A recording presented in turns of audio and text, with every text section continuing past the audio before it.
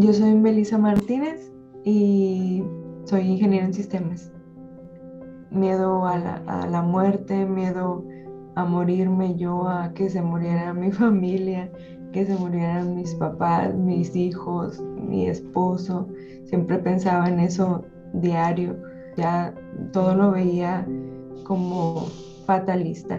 Cualquier pequeño síntoma que yo tenía, yo pensaba que era pues una enfermedad, este, a veces grave o a veces iba al doctor y a pesar de que me decía que no tenía ninguna enfermedad, yo me seguía sintiendo mal porque, porque pues el mismo miedo hacía que yo tuviera otros síntomas y siempre estaba buscando en internet cosas que hacían sentirme peor y también tenía inseguridades y, y bueno, pues esa misma ansiedad hacía que siempre estuviera tensa, tenía siempre la mandíbula apretaba mucho de que los dientes, estaba siempre tensa y me dolía el cuello, me dolía la espalda.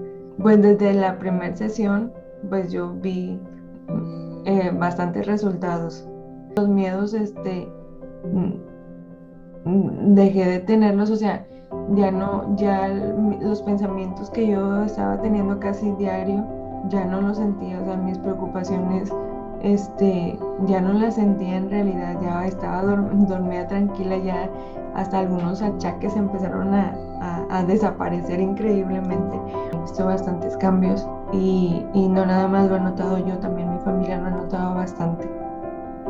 No conocía nada de la hipnosis y sí estaba un poquito como, sinceramente, como escéptica porque no había tenido ninguna experiencia así.